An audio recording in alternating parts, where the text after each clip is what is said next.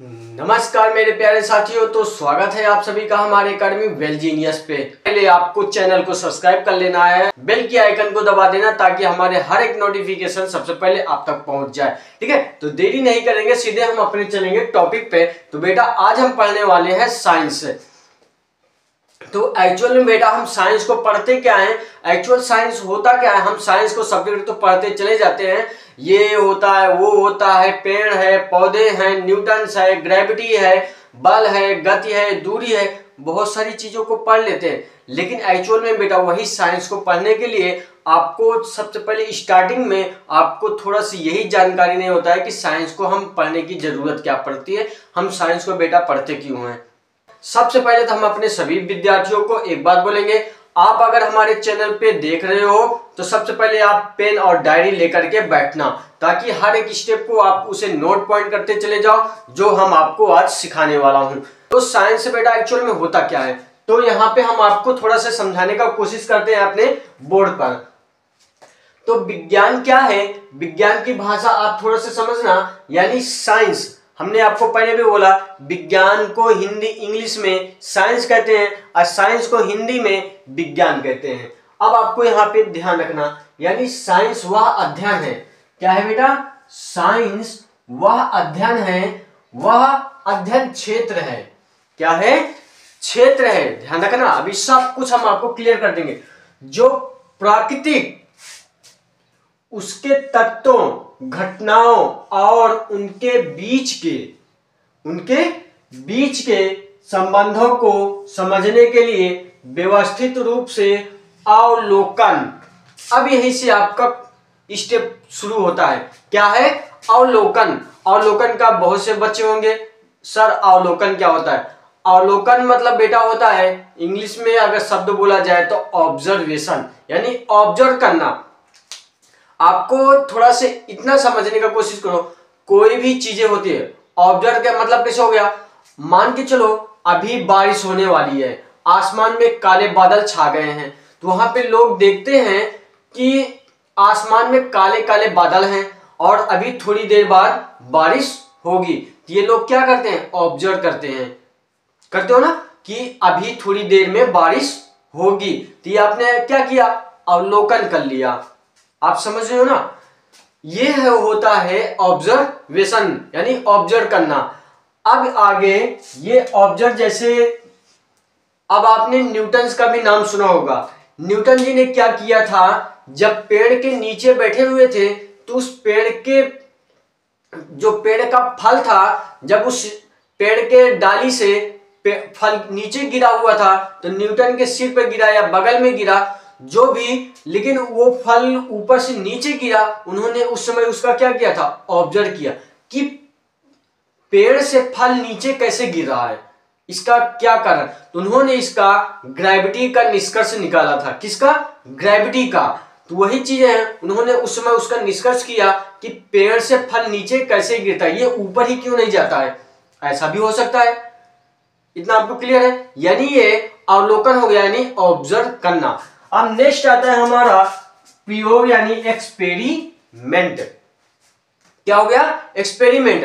अब जैसे अब यहां पे किसी चीज का आपने ऑब्जर्व तो कर लिया कि बारिश होने वाली है ना, बारिश होने वाली है, या ग्रेविटी, न्यूटन जी ने ग्रेविटी को पेड़ से फल नीचे तो गिर रहा है, लेकिन कैसे गिर रहा है, अब उसका क्या करेंगे, एक्सपेरिमेंट करना पड़ेगा। एक्सपेरिमेंट जैसे लोहे को, अगर लोहा ठोस है, अगर उसको गर्म किया जाए तो उसका आकार, यानी उसको पिघला दिया जाए तो वो कुछ आकार को चेंज हो सकता है ना।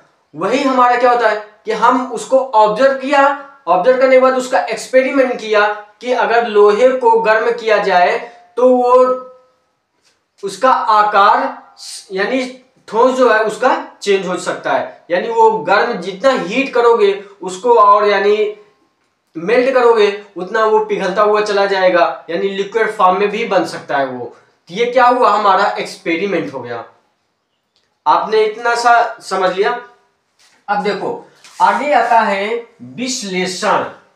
क्या हो गया, आपने ऑब्जर्व किया कि क्या लोहे को गर्म हीट कर देंगे, अगर आग में डाल देंगे तो क्या लोहा लिक्विड फॉर्म में बन सकता है। तो आपने ऑब्जर्व किया, लेकिन जब उसको आपने एक्सपेरिमेंट किया, क्या किया, तो वो रियल में लिक्विड फॉर्म में बन गया आग के अंदर। ठीक है, अब वही चीजें जब वो बन गया, यानी आपने एक्सपेरिमेंट कर लिया, तब आपने क्या किया, विश्लेषण यानी एनालिसिस किया। एनालिसिस मतलब आपने, अब वो जब बन गए, रेडी तैयार हो गया, तो आपने उसको क्या किया, एक सिद्ध कर दिया कि हाँ ये होता है, मतलब गर्म करने के बाद लिक्विड फॉर्म में बन सकता है ना। यानी ये सारे चीजें किसमें, यानी साइंस के दौरान होता है। यही हमें साइंस सिखाती है। पूरा एक्सपेरिमेंट हमारे ऑब्जर्वेशन, एक्सपेरिमेंट एंड एनालिसिस के ऊपर डिपेंड करता है। आपको इतना समझ में आया? समझ में आया? अब देखो, अगर आपने इसका थोड़ा सा सीख लिया, तो बस आपको एक थोड़ा सा पॉइंट सीखना है जो कि मोस्ट इंपॉर्टेंट है, साइंस का फुल फॉर्म आपको पता होना चाहिए। वैसे तो साइंस का कोई फुल फॉर्म नहीं होता है, लेकिन एक्चुअल में इसको विश्लेषण अपने तौर पे थोड़ा सा एक दिया गया है कि साइंस का ये फुल फॉर्म निकल सकता है। ठीक है, इसका कोई एक्चुअल फिक्स फॉर्म नहीं होता है, लेकिन थोड़ा से कहीं ना कहीं ये चीजें जो हमारे साइंस में एक्सपेरिमेंट के दौरान, प्रयोग के दौरान, एनालिसिस के दौरान जो होता है, उसी के बेस पे इसको रखा गया है। तो थोड़ा सा देख लेंगे। जो हमारा साइंस है बेटा, साइंस SCIENCE, यानी साइंस का पूरा स्पेलिंग हो गया। ठीक है, अब यहां पे साइंस एस से जो होता है बेटा हमारा क्या होता है, सिस्टमेटिक। क्या होता है, सिस्टमेटिक, जिसे हम व्यवस्थित करते हैं। साइंस में व्यवस्थित का बहुत बड़ा रोल है बेटा, आपने पढ़ा है ना अभी थोड़ी देर पहले।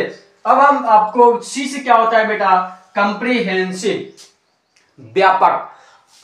अभी आप पूरा फुल फॉर्म, हमने इसीलिए बोला था कि आपको कॉपी और पेन लेकर के बैठना है, तब आपको अच्छे से क्लियर हो जाएगा। आपको लिखते रहना है। ठीक है, यहां पे आपका क्या हुआ, एस से क्या हो गया, सिस्टमेटिक, सी से क्या हो गया, कंप्रीहेंसिव। क्या हो गया, कंप्रीहेंसिव। आई से इन्वेस्टिगेशन, आई से इन्वेस्टिगेशन यानी अनुसंधान। अनुसंधान, हर एक चीजों का अनुसंधान होता है, साइंस का भी अनुसंधान होता है, डॉक्टरों का भी अनुसंधान होता है ना। तो यहां पे अभी आप इतना सा ध्यान रखो, इसको हम बाद में एक्सप्लेन करेंगे हर एक को। आपको हमने कहा है ना साइंस सिखाएंगे एकदम जीरो लेवल से।